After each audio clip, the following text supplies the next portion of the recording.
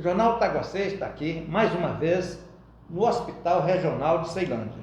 E hoje vou bater um papo com a superintendente da região, que é a doutora Lucilene Florencio. Doutora Lucilene Florencio é a superintendente da região oeste, que é Ceilândia, Pôr do Sol, Sol Nascente e Braslândia. Nós vamos falar um pouco da questão da Covid-19, falar um pouco da vacina, falar do óbito, mas tudo isso eu queria que você curtisse a minha página no YouTube, desse aquele joinha para a gente continuar esse papo. Boa tarde, doutora Lucilene. Boa tarde, jornalista Jeová, um amigo, sempre uma alegria, uma satisfação recebê-lo aqui no nosso hospital, no nosso querido Hospital de Ceilândia, na região de saúde oeste. E eu venho nessa tarde muito agradável nós conversarmos um pouco a respeito do momento do Covid-19 aqui na região oeste e pedir a colaboração, a contribuição da nossa população, dos nossos cidadãos, de que realmente é um vírus bastante agressivo, é uma doença muito pouco conhecida, a literatura ainda está sendo escrita agora, e a gente precisa que a população esteja ciente e consciente da gravidade, e para isso continue usando a máscara, saindo de casa quando necessário, usando o álcool em gel e respeitando todas as distâncias, todos os distanciamentos, porque esse vírus vem com uma transmissibilidade muito grande e a gravidade tem levado com que nós tenhamos no nosso dia a dia observado que os jovens têm sido muito mais acometidos nessa segunda onda. Tem sido muito afetados. Muito afetados. Então, a faixa etária mais acometida nessa segunda onda, que julga-se que é a segunda onda, né, que a gente está vivendo, então é exatamente de 40 a 49 anos. Então, essa faixa etária de 30 a 49 anos é onde nós encontramos o maior número de casos. A cidade de Ceilândia e a região oeste como um todo, ela foi muito atingida e está sendo muito atingida. Então, hoje o Hospital de Ceilândia é uma referência no Covid no Distrito Federal. Nós temos hoje, dentro do Hospital de Ceilândia, 154 leitos Covid. Então, são leitos com suporte ventilatório. Nós temos os leitos da nossa UTI, que é uma UTI Covid. Nós temos a clínica médica, que hoje é exclusivamente Covid. Nós temos o nosso hospital acoplado com 73 leitos. Foi inaugurado um outro aqui?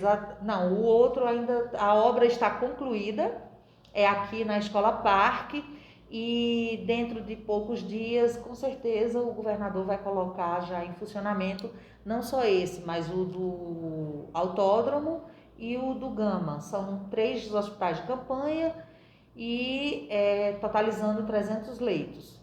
Na cidade de Ceilândia, nós temos também o nosso hospital de campanha, que apesar ao lado da UPA? É ao lado da UPA, e que lá também são 60 leitos. São 40 leitos de enfermaria e 20 leitos de UTI. Hoje vocês têm leitos disponíveis, se chegar pessoas para ser entubadas, ser internadas? Olha, nós trabalhamos sempre no limite da capacidade. Qual que hoje a gente está tendo? Uma oferta maior de leitos de UTI pelo complexo regulador. Então, esses pacientes que estão aqui, que têm maior gravidade, que estão em ventilação mecânica, eles são inseridos na fila de regulação e eles são direcionados para os leitos que nós temos no Distrito Federal, que são mais de 300, são 368 leitos. E esses pacientes, eles automaticamente saem daqui e permitem que a porta se mantenha aberta, que a gente se mantenha atendendo e assistindo a essa população. Mas o que a gente observa, volto a dizer, é uma gravidade muito maior. Então, é importante a gente também reforçar e ressaltar que a porta de entrada do paciente com quaisquer sintomas seja sempre a atenção primária em saúde. A rede da atenção primária da região oeste é uma rede bastante robusta. Ela tem na Ceilândia 18 unidades básicas de saúde e 9 em Braslândia. Dessas 27 UBSs, nós temos 4 delas que funcionam de 7 até as 22 em Ceilândia, que é a UBS 3, que é bastante central, próxima à administração, a UBS 5, que é próxima à antiga regional de ensino. Sim. Tem o 7, que é ali na 24ª. Na 24ª. E tem a UBS 12, que tem como na QNQ, a UBS 12 é QNQ. Então, essas 4 UBSs, elas têm a porta aberta de 7 até as 22. Então, quaisquer sintomas gripais, respiratórios, que a população procure essas UBSs, havendo realmente uma maior gravidade, os servidores, as equipes de estratégia de saúde da família que estejam nessas UBSs, elas fazem o contato no hospital e a gente recebe esses pacientes. Excetuando no domingo, porque no sábado, de 7 até o meio-dia, elas também estão abertas. Então, nós, na Secretaria de Saúde, nós denominamos como UBSs que são tipo 1, UBSs que são tipo 2 e UBSs que são tipo 3. Na Ceilândia, nós temos 12 UBSs que são tipo 1, que são as UBSs que funcionam até às 18 horas. As UBSs tipo 2 são aquelas que funcionam com o horário estendido e até às 19, e as UBSs tipo 3 são aquelas que funcionam de 7 até às 22. Então, nós temos 12 UBSs tipo 1, 11 UBSs tipo 2 e 4 UBSs tipo 3 aqui na Ceilândia. Que é um bom número. Que é um bom número, né? Então, assim, nós estamos esperando a chegada dos médicos de família e comunidade. Eu fico muito feliz porque Ceilândia vai ser contemplada com bastante, eu diria, são 11 médicos a previsão. Mas é aquele tipo médico da família, aquele médico da rua? São médicos de família e comunidade, são médicos titulados e que eles vêm... Que ajuda muito. Sim, eles têm... a medicina ideal, é que a gente trabalhe com a prevenção. Exatamente. Então, nós vamos receber médicos de família e comunidade e vamos, com isso, poder estar consistindo mais equipes de estratégia saúde da família. O momento, meu amigo Jeová, é muito difícil, é muito desafiador. Os trabalhadores da saúde, principalmente, né, em especial os que estão na linha de frente, eles estão bastante cansados, eles estão bastante machucados, exaustos, porque é um paciente que ele fica grave muito rápido, é um paciente que hoje, né, são pacientes muito jovens, pacientes muitas vezes sem nenhuma comorbidade. A comorbidade que a gente tem observado mais sem dúvida, a obesidade. Ela tem sido uma constante nos jovens, infelizmente, né? E a gente precisa encarar, precisa trabalhar esse problema de frente. E aí, esse doente exige muito da equipe, porque é um doente que tem fome de ar, é um doente que fica grave rápido, é um doente que tem uma tempestade inflamatória. Então, os profissionais têm que agir muito rapidamente para a gente não perder essas vidas. O Hospital de Ceilândia é hoje o hospital que tem o maior número de leitos com suporte ventilatórios, que a gente chama de leitos de cuidado intermediário de toda a rede para COVID. Nós temos hoje 38 leitos no pronto-socorro de Ceilândia, que são leitos com suporte ventilatório. E foram esses leitos que nos momentos de maior pico da pandemia, e em especial agora na segunda onda, está sendo possível salvar muitas vidas. A gente espera, em curto tempo, não estar mais utilizando esses leitos. Estamos agora num período de estabilização à queda, só que isso é muito relacionado às aglomerações, aos feriados, a essa socialização das pessoas, e que é uma característica da Ceilândia, né? Eu, como nordestina, a gente sabe, o nordestino ele é muito sociável, e é muito difícil, porque a gente tem que mudar, uma questão cultural, e isso mexe muito, porque imagine num momento com dificuldade na economia, você tem que ficar em casa, não dá para ficar em casa, você tem que sair de casa para lutar pela sobrevivência. Ao mesmo tempo, você tem um vírus que faz, que determina, né, entre aspas, que você não vá para a rua, que você se isole. Então, é uma equação extremamente difícil a pandemia, o Covid-19, porque de um lado vem o comprometimento da economia, do outro lado vem a necessidade do isolamento dada a agressividade. Então a gente tem que chegar nesse equilíbrio, e o equilíbrio dessa equação é igual à vacina. Então, vacina, sem dúvida, é o grande equilíbrio, né, a grande solução. Porém, a gente ainda não tem em quantidade suficiente, porque o Ministério da Saúde, tendo que abastecer todo o país, e sendo um país de dimensão continental, a gente precisa que, e eu tenho certeza, né, Por mais que as autoridades estejam debruçadas nessa questão, falta de insumos, falta de vacina, isso é um problema, né? então, assim, o Brasil é um grande celeiro, né, de produção de vacina. Nós Sim. temos uma história, nós temos grande legado a todo... Temos um grande legado dos maiores vacinadores, né? Exatamente. O sarampo. O programa é um programa UPSI, né? O programa PNI, o programa de vacinação, nacional de vacinação, de imunização, ele é sem dúvida um grande exemplo para o mundo. E aí a gente espera com isso que o governo local, que todos os governos, né, dos estados, eles possam adquirir diretamente dos laboratórios, e essas tratativas já estão sendo feitas, e com certeza o Distrito Federal também, com o nosso governador, será contemplado com essas doses para chegar em maior quantidade. Doutora Luciliana, eu não queria interromper a senhora, e a imprensa tem feito um grande trabalho e é reconhecido o profissional da saúde.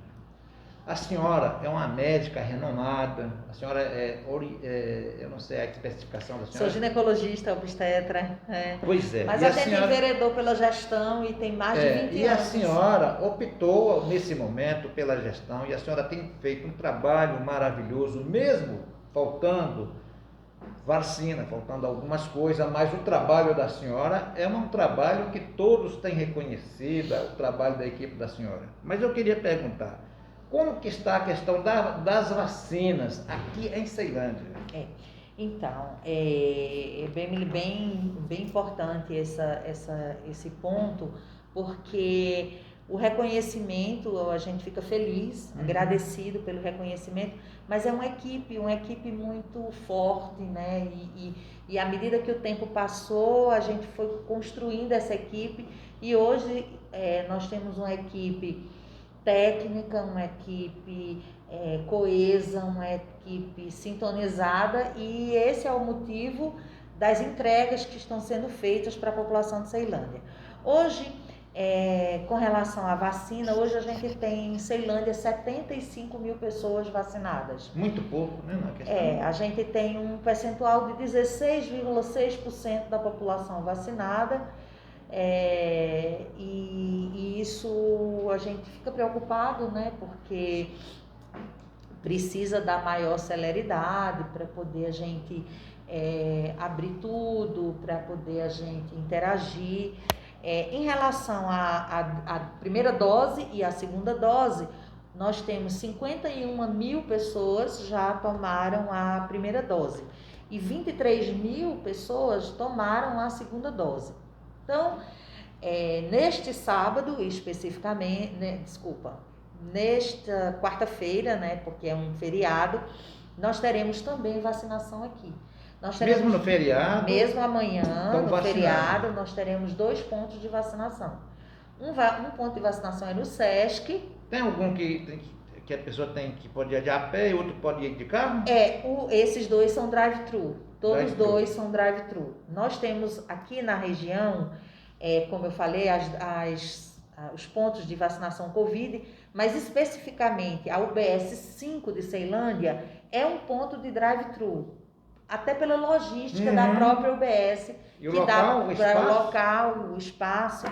Mas amanhã, 21 de abril, dia do aniversário da nossa querida Brasília, né, 61 anos, é uma jovem senhora, uma menina. Uma menina, e aí nós teremos, na Praça dos Direitos do Cidadão, nós teremos um ponto de vacinação e no SESC outro ponto de vacinação.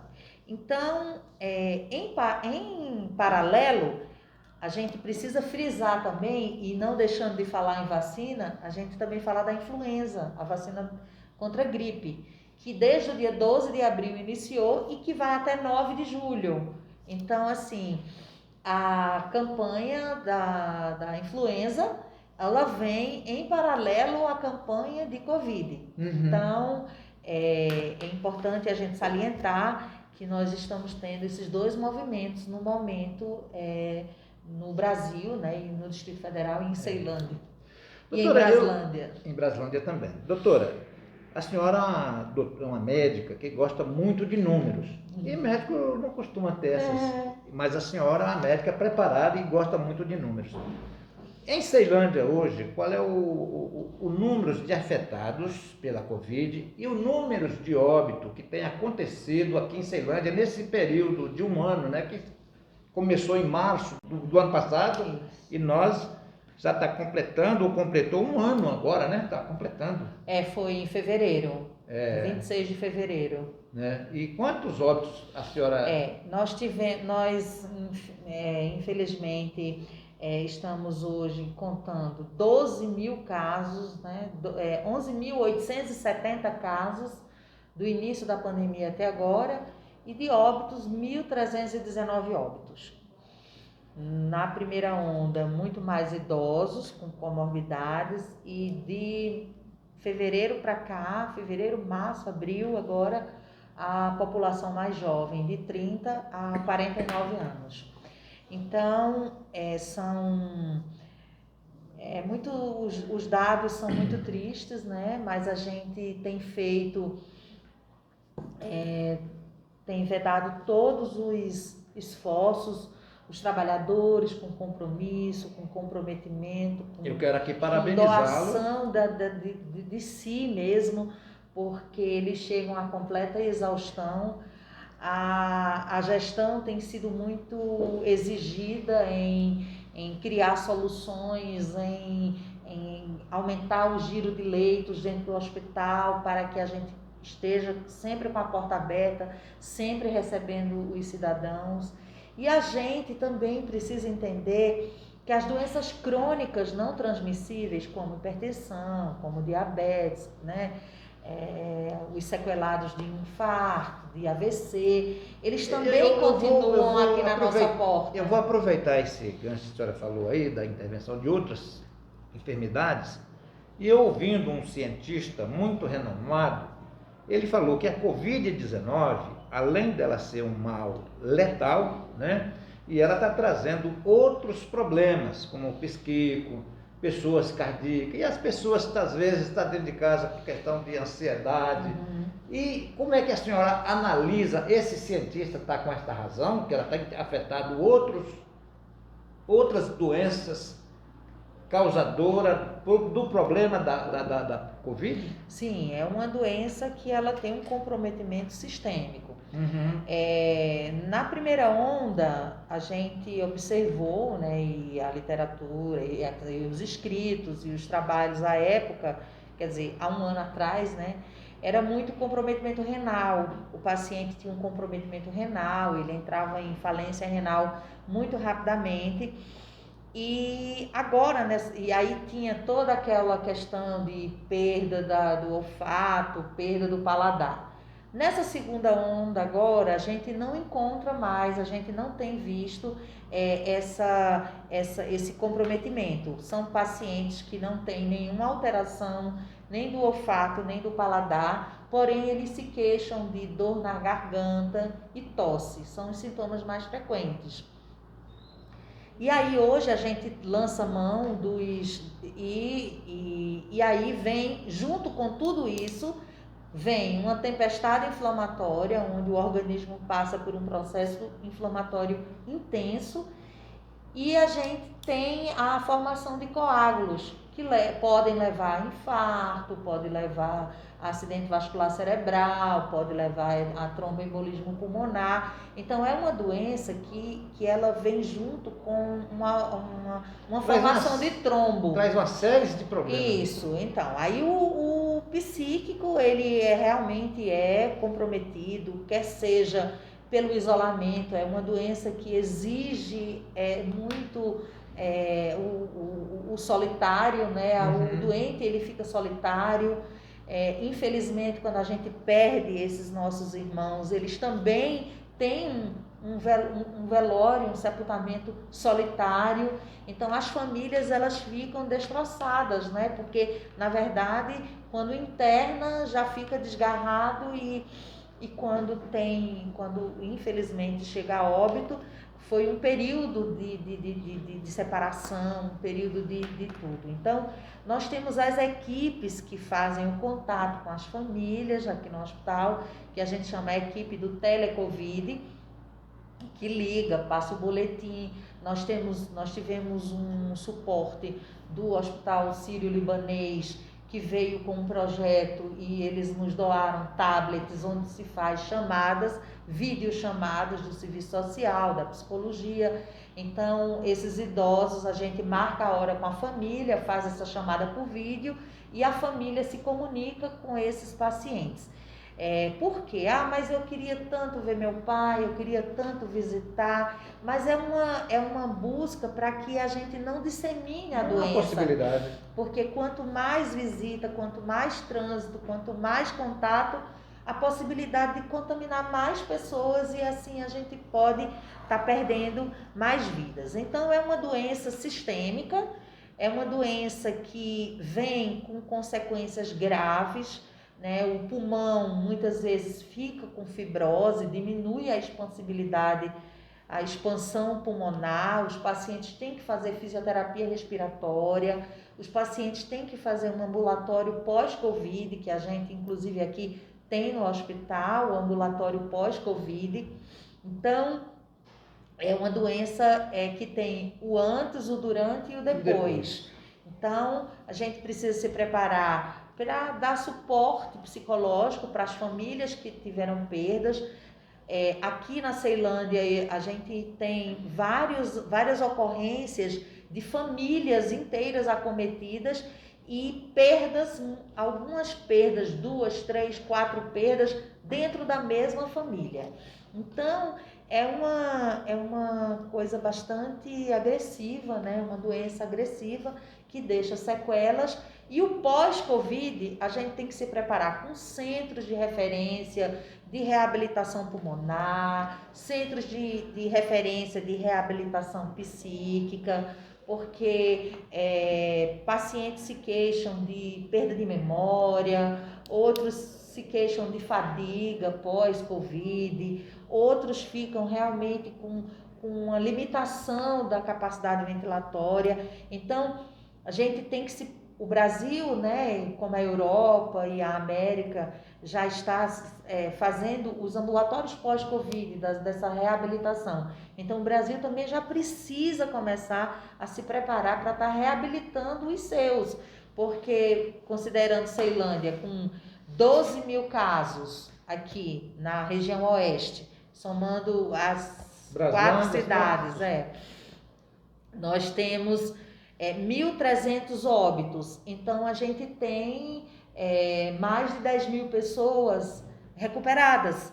Então, essas pessoas que sobreviveram, eles sobreviveram à Covid, mas não significa dizer que eles estão sem nenhuma sequela. São pessoas que precisam agora serem cuidadas para voltar a ser produtivas, para poder voltar à inserção na sociedade, para poder voltar ao mercado de trabalho, exatamente porque agora são os jovens. Então, assim, é uma doença muito complexa, porque ela perpassa todos os níveis, os níveis do equilíbrio. Ela testa o emocional, ela testa o respiratório, ela testa o circulatório, ela tira do mercado de trabalho, ela isola, ela ceifa a vida. Então, assim, é algo que a humanidade ela não vai ser mais a mesma depois que passar tudo isso. Com certeza. Então, assim, os valores vão mudar.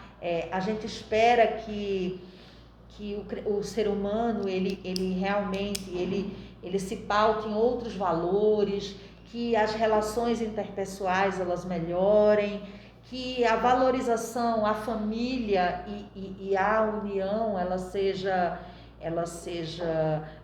fundamental para cada um, né, que saiba dar importância, porque há um dito popular que diz que a gente só sabe dar valor quando perde, né? Brasileiro só fecha a porta quando é roubado. Só dá valor da saúde depois que perde.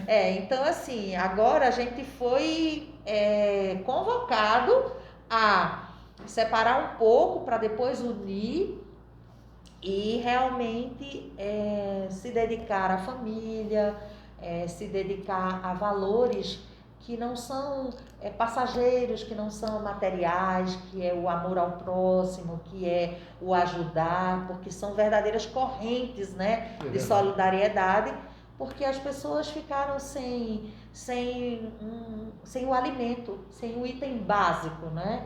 Então, a classe média empobreceu, e quem estava na linha de pobreza... 40 milhões na pobreza e miséria. Miserabilidade, né? Então, doutora, a gente precisa de políticas públicas, com certeza, e que os nossos governantes, eles realmente construam, né? E fortaleçam as políticas públicas de saúde para que a gente saia dessa grande catástrofe. Doutor, pelo tempo, se a gente fosse falar a tarde toda aqui, pela didática que a senhora tem informado aqui, é muito importante para a população. O Jornal Taguacei só agradece muito a doutora Lucimar Florencio pela sua alegria em receber a gente aqui, pela sua informação, o seu trabalho, que a senhora tem trabalhado muito, e eu quero aproveitar, ensejo dessa palavra da senhora, agradecer o esforço de todos os trabalhadores de frente da saúde, que têm trabalhado bastante, enfrentado, e como a senhora disse, muitas vezes têm perdido a vida, trabalhado ao exaustão. Eu trabalho aqui na Ceilândia, e a senhora tem um grande parceiro, que é muito meu amigo, que é o Marcelo, né? Eu chamo de doutor Marcelo.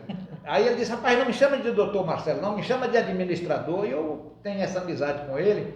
E um certo dia, eu falando com ele, disse, rapaz, vai lá entrevistar a doutora Lucilene. Eu falei, tá bom. Ele mandou.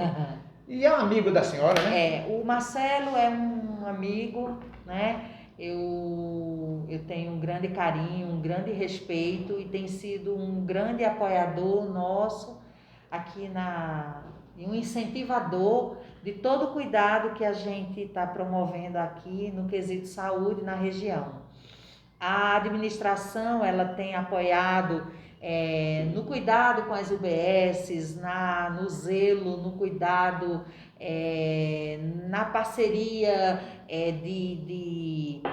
locais onde a gente precisa alojar equipes, guardar material, e é um grande aconselhador. Agora, na campanha de vacina, tem dado todo apoio. As demandas do Hospital de Ceilândia também têm ocorrido. A gente precisa de benfeitorias, a gente precisa de reparos aqui no hospital.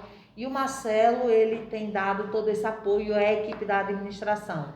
Assim como o Pôr do Sol, Sol Nascente, né, que é o pastor Cláudio, e em Braslândia, o Coronel Gesiel também, que tem sido um grande parceiro nosso. E eu digo que não há como um superintendente conduzir a região de saúde sem estar sintonizado, sem estar alinhado, sem estar trabalhando junto com a administração da cidade. Eu costumo dizer, doutora Lucilene, que a questão da Covid-19, ela veio atrapalhar quase vários projetos. E o Marcelo, a senhora percebe que ele tem vários projetos, é uma pessoa dedicada, mas devido à questão da Covid e outras situações, às vezes acaba se limitando, mas não por conta dele, é pela questão da conjuntura. É verdade, o Marcelo tem muito boas ideias, ele tem, são ideias que despontaria Ceilândia como sendo não só a mais populosa, mas a cidade promissora que é possível ser. Mas a gente espera que a gente tenha essa Covid até meados do segundo semestre, né? No início do segundo semestre, que a gente ainda tem um caminho aí pela frente para poder concretizar todos os sonhos da Ceilândia, do Pôr do Sol, Sol Nascente e de Braslândia. Mas é um amigo, é um irmão que eu não tive, né? É um grande gestor. Eu quero aqui deixar a senhora para falar e resumindo aí para a população de Ceilândia.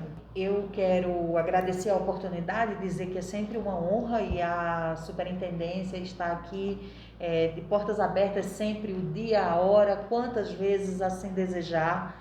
É uma honra eu poder cuidar da cidade mais populosa do Distrito Federal e ter o Sol Nascente e Pôr do Sol que necessitam, né, com grande vulnerabilidade. Braslândia é um mundo um pouco diferente, mas tem as suas necessidades e as suas peculiaridades e que muito me honra poder cuidar.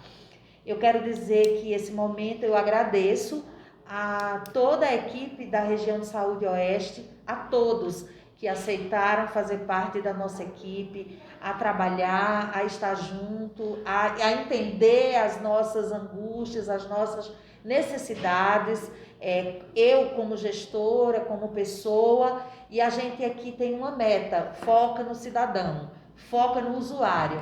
Eu digo sempre que a ideia tem que ser boa para o gestor, para o trabalhador e para o usuário. Se a ideia contemplar o gestor, o trabalhador e o usuário, é uma boa ideia, é uma ideia legal e a gente vai adotar. E eu tenho tido todo esse apoio da equipe, os trabalhadores, quer estejam na gestão, quer não estejam, mas cada um está dando tudo de si. Um agradecimento, uma satisfação, depois de 30 anos de profissão, obra, né, 30 anos são 30 anos de serviço público e poder estar em Ceilândia. É uma escola, é desafiadora, Ceilândia é desafiadora todos os dias. Não existe um dia igual ao outro na região oeste. Cada dia a gente se reinventa, no mesmo dia a gente entristece, fica alegre, fica satisfeito, fica todos os sentimentos em um único dia. Mas o importante é que no fim do dia a gente tem a certeza de que foi um dia, não mais um, mas foi um dia que a gente fez tudo que devia ter sido feito.